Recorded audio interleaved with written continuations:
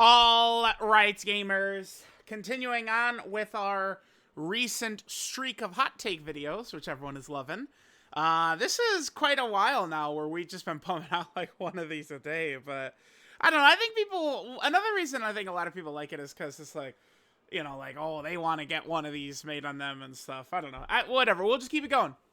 When I sense the shift, the when bellies have been full of hot takes, we'll move away for a while, but that time is not today. Let's jump in. Special equips for the premium units. I assume these are okay. So this is a reference.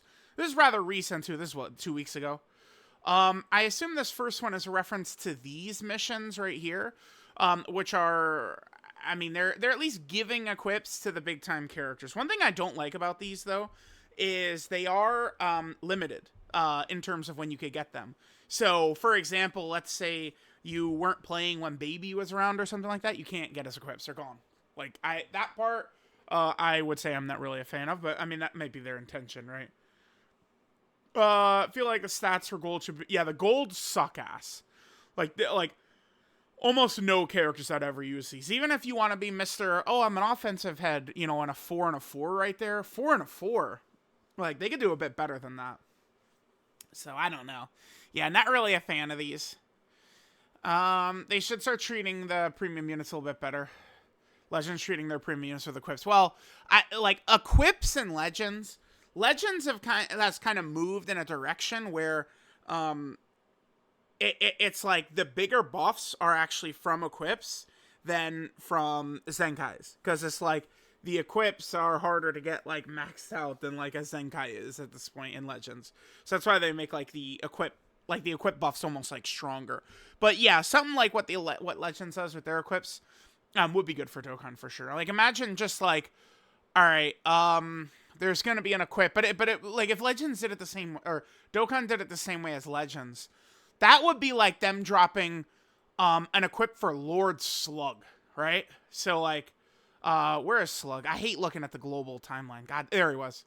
The global timeline is such a jumbled mess. Like, these characters were in July, not fucking October or wherever, November. So stupid. Anyway, Slug. So, here's what they could have done. Like, if we're gonna do this, like, Legends, this actually would be massive. Maybe, like, I don't know, add in, like, this right here. So like, under this section, when his, domain is active. And then just write it like, when the domain leaves, like, Slug gains 50% dodge for the rest of the fight. Like something like that. Like, that could be interesting. Or even, like, I don't know, they could just make it while the domain is up, he also gets 50% dodge. Right? Like, that's the type of thing that, whoa, would really power buff this guy a lot. Because he's relevant. I mean, at the moment I'm recording this, the videos I've got ready to go for today. Why is it showing 3? Hold on. No. Yeah, 4 videos.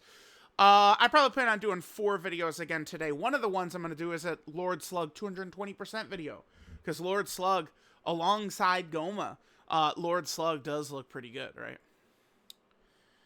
Alright, Calix can have discussions within the community about a unit. I feel like they've been doing more harm than good recently. Okay. I think what it is that, like, it's just, like, everyone thinks, like, oh, I could do Calix, like, and, like, they start, like, throwing out their Calix, and, like, remember, the thing with, like, it's, like, there's huge factors based on, like, every situation, linking partner, like, all these types of things, and what it is you just, like, all these, like, like, kids, like, these 17-year-olds are like, oh, I'm doing Calix, and, like, they're, like, basing it off of, like, just, like, they want to make the character look better, so, all right, he's getting this support, and this support, and this support, and this support, and it's just, like, calcs are kind of like I would say a neutral weapon that, depending upon the user, can make it, the calcs either, used for good or used for bad. That's the way I actually feel about like, calcing and shit. It depends entirely upon the person doing them. That's what it is. So, like, if it's in the hands of, one of these 16-year-olds who doesn't actually know how to calc but pretends like they do, yeah, it's bad. But, if it's a respected person in the community who's good at them, yeah, it's good, right? Like, that's what I would say. Biggest ones that come to mind right now. Well, wait, with Calx? I just see people downplay. I mean, this guy was downplayed right when he first came out. This guy was downplayed before we saw him. Wow, people look really fucking stupid with a downplay on this guy. Jesus, dude. And then, yeah, I don't know. Kids just don't like this character, and I don't know. It's craziness. It's craziness. Fucking Matsu for dropping the coolest characters in December before the anniversary, like power creep. Yeah, this unit definitely was pretty fun. This guy, in my opinion, got hit really hard. But, I mean, that's the legendary 7th anniversary power creep, which is, one of the nastiest of all time. And then this guy, I mean, this guy was still fairly effective. This is the STR Standby Dragon Fist. This guy was fairly effective. I don't want to, kind of like get a thing out here where it's like he wasn't like still like super good. Vegeta getting the biggest shaft of the year? Vegeta. Well, I mean, yeah, Daima Vegeta isn't really too good. This guy, I guess, I mean, if of the 10th anniversary LRs, if there's a fumble unit, it's definitely this guy. Yeah, this guy was, like, not even half as good as Super Saiyan 4 Goku. And this guy was kind of a bitch, too. Yeah, damn, wait, is this true? Vegeta, I mean, this guy's okay. This guy, like, Super Easy Majin Vegeta is pretty good, but, like, he's just pretty good. I did like the Ban unit Vegeta, but he's not, like... Yeah, and then this guy was fodder. I mean, Vegeta's in here. I would say they're the second best unit in the game. And that Vegeta does put in work, too. This blue Vegeta right here. Like, one reason I think the character's so good, because this guy, to me, he's, like, the festival killer. Like, this guy does great shit in Festival, I've found. With a setup that works really well, because you barely have to put any, like... How do I say this? I barely have to put any, like, effort into getting their stacks up, right? Like, you run the 10th anniversary LRs, and you got to make those boys the focal point of the run, basically. Like, you got to make sure you're getting to about that 3.5 million to 4 million defensive range. You got to make sure you're stacking attack. Like, you got to make them a huge priority. This character, when I go through Festival with them, I mean, granted, it's usually on the Vegeta and Trunks team, but, like, I just float them the whole time, and, if they super, they super. If they don't, they don't. And, like, Vegeta is always, triple 100 millions guaranteed crits towards the end. It's very good. But yeah, I guess Vegeta... Yeah, holy shit. Vegeta has gotten dicked this year. Damn. Yeah, because to me, this is the worst character of the year. I think so. Because if we're going to say worst character of the year, like, for that umbrella, you got to be a summonable unit. Right? Like, you got to be big premium release. And, like, we look at what Goma is right now. And, like, just, like, think about this guy at the same time. Like, how could they make this guy what he is and then Goma what he is? It's crazy. It's crazy. Yeah, I'm down for a Dabura Dokkan Fest. They've added many new categories since Dabura, like, I was like, yeah, I think Dabura should get a Dokkan Fest. This was last year when Daima started airing. And they've added several new categories to Dabura, like Successors and Demonic Power and stuff. So, yeah, I mean, this is kind of like a Tao type release, or like a, Baby Gohan and Goten, Videl, Captain Ginyu type release. Yeah, they could drop a Dabura. Yeah, they're swaggy and cool, but, well, it's not about hating them. It's just, like, people just don't give a fuck about that. It's just like, it's literally, it's the Tao corollary right here. Like, people just don't give a fuck about them. It's like Videl. Videl, like, people just don't give a fuck about Videl. Right? They don't give a fuck about Gohan and Goten. They don't give a fuck about Tao. That's just it. Like, these boys don't get talked about. Why is that? Because it's baby-possessed Gohan and Goten. Right? That's why. That's why. Rage mechanic being abandoned. When was the last Rage mechanic? Huh? Rage mechanic. Yeah, Janemba had one. Namek Goku. There was the Vegeta that had one. I mean, Tech Beerus is very old. Rose is obviously very old. I mean, like, Goma's giant form is functionally the same thing, right? But, I mean, they could always just do another one of these. I mean, these were still very effective, right? Like, getting bosses to waste their supers and stuff, but, The worst anniversary. 4th anniversary? No, bro. The thing you gotta understand is every time anniversary hits, it's never felt bad, anniversary. I mean, I wasn't around for the only anniversary I wasn't around for was 1st anniversary. right? But all the rest of them I was there for. And never have we been going like, man, they fumbled or anything, right? Even like a lot of the 10th anniversary crying, like really kicked in after the 10th anniversary was over. It's like when it went into overdrive. Like we always get some people complaining during every celebration, right? Although the 9th anniversary in JP, I don't know if I remember people complaining. Global players were mad during the 9th anniversary for global, and you could say, oh, because of the schedule and all that, and it's like, no. They were saying there was no content, there was nothing to do. So let's see. People would probably say the 5th anniversary. I would say the 6th anniversary, maybe. Although I did have the God event, right? Yeah. For release, the Blues had good animations, kits, they're dominating, help introduce the active skill mechanic. Yes, okay. These characters, like, people were disappointed by their animations. But that's because so much of their animations were, like... So very clearly what happened was Dokkan made the anniversary LRs, okay? And then they used a little bit of the animations for free-to-play units who came out afterwards. Which were, or who were intended to come out afterwards, which is these guys. Right? So, like some of these animations right here, you see, like, that's the same thing right there as the Super Saiyan 4s. Funny enough, I've never rainbowed this guy. Or the Goku, either. I've never been able to rainbow them because they're fucking Battlefield characters. But, yeah, people were disappointed. So, like, this character, I guess we should look at it on the JP version, right? So, here, we could just do this, and then we could go Vegeta family. And then let's just go like 4 pages back here. I'm scanning. I think he might be right here.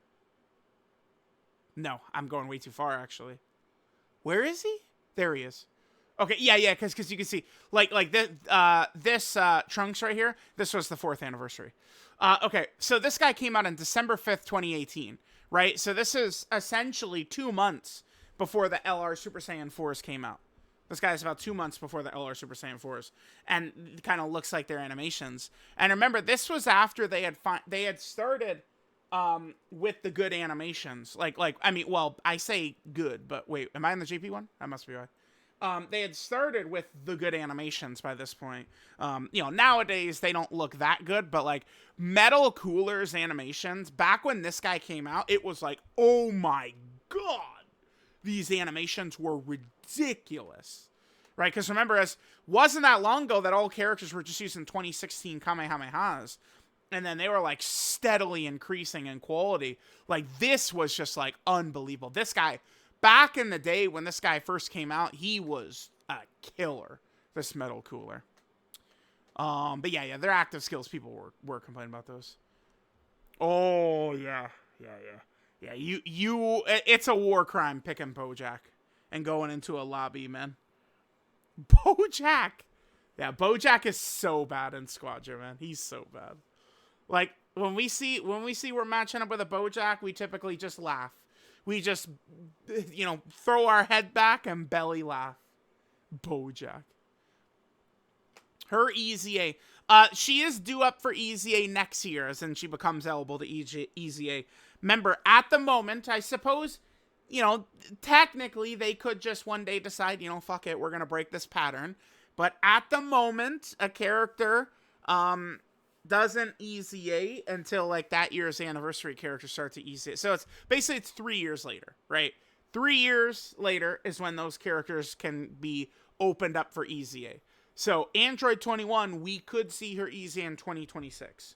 I don't really have much attachment to her, and of the 2023 characters that I'm really rooting for, she's not really one of them because I felt like she was pretty effective on her first run.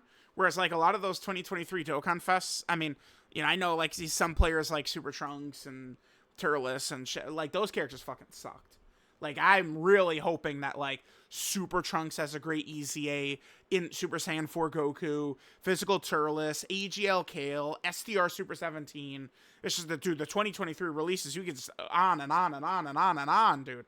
In 17 and 18, LR Ribrianne, Rosie and Kakunsa. I'm rooting for all those characters EZAs because they were so ass when they came out. Basically not liking the animations all you want, but they're cool additions to the game. Yeah, and I mean, they ended up being quite a bit better than people gave them credit for. I mean, the team itself really sucks. But, like, you could run them solo, and they could do some stuff. They could do some stuff. Yeah, I would love for them to get a little back into some of the, like, Xenoverse type stuff. Mira, Toa for Dokkan Fest, another Super Saiyan 3 Bardock, Demigra. I mean, I would love this. I mean, there's been, there's been whispers of Xenoverse 3. I mean, remember, Dokkan's got a lot of Xenoverse characters. I mean, bro, they dropped Xenoverse 3, and then Dokkan has the Mira, final boss of Xenoverse 2, Dokkan Fest to coincide, right? Like, I don't know, like, could be pretty cool. I would love for them to get more into some of this type of stuff here and there. Especially if Heroes is gone. Dip into the stuff that they can use. Like Xenoverse characters, yeah. You can run this guy, but the problem is that in base form, he doesn't have dodge. Locking hurts in base. Full dodge build helps him for sure. Rainbow Orb changing is good, but the Ki Blast nullification doesn't start until his, second rotation if you float him, or third rotation. So it's just like in these GDC, like, nah, he actually fucking sucks. In these GDC fights, he's trash.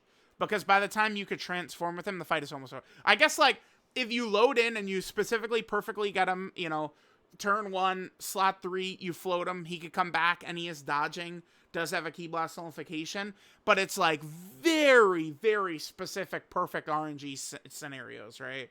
I think that this guy, low-key, is kind of an option for Festival Battles, believe it or not, because of the Ki Blast nullification, the Rainbow Orb changing. If you run him on a team of all the other anniversary, like, those big guns, 10th and 7th anniversary LRs, like, you can pick up the slack for damage that this guy won't be able to do, but, yeah. Alright, so there's that. Oh, that's it! Off to have more fun with Daima Goku. Must be the Super Saiyan 4 Goku. Have a feast. Okay. Short and sweet here. This is a big thing, though. Yeah, like, I like, a lot of people right around this time slot, like, we were having talks, like, okay, could we see a crossover character get a Dokkan Fest right here? Like, we still have thrown out Gohan Black. I'm now thinking we might just not ever see, like, Gohan Black is not even playable in Sparking Zero somehow. It's like, I feel like they kind of, like, threw out Gohan Black in Sparking Zero, and, like, they had no idea what they did, right? Like, they didn't realize like, maybe they just, like, weren't paying attention or whatever. I think maybe it's possible that they didn't even realize that they had dropped a character that was going to be so kind of, like, intriguing to people or something. Like, I don't know. But, like, I think Gohan Black, but it's one of those things where it's like, damn, dude. Like, if they dropped Gohan Black exactly a year ago, oh my god, dude, the hype would have been crazy. But now, I mean, a lot of people would care a lot less, right? Like, being timely when it comes to releases in these games really fucking matters. It does. Even Goma and Super Saiyan 4 Goku were too late for Dokkan. I mean, they made Goma hard #1 in the game, which helps him a lot. And Daima Super Saiyan 4 Goku is still super sick, but yeah, like, it's like Dokkan... I mean, I guess maybe Dokkan is slow because they need to make sure the animations are very good. It's hard to say for sure, but like, Xenoverse type stuff for Dokkan Fests, I would absolutely love to see this. I hope we get to see this. A return to form with that. And then, yeah, Bojack, man. Please, if you're playing Squadra, don't run Bojack, dude. Don't do it. Leave your Bojack at home. Do not run him. So, alright, let me know what you guys think. Thanks, guys, for watching. I'll catch y'all next time.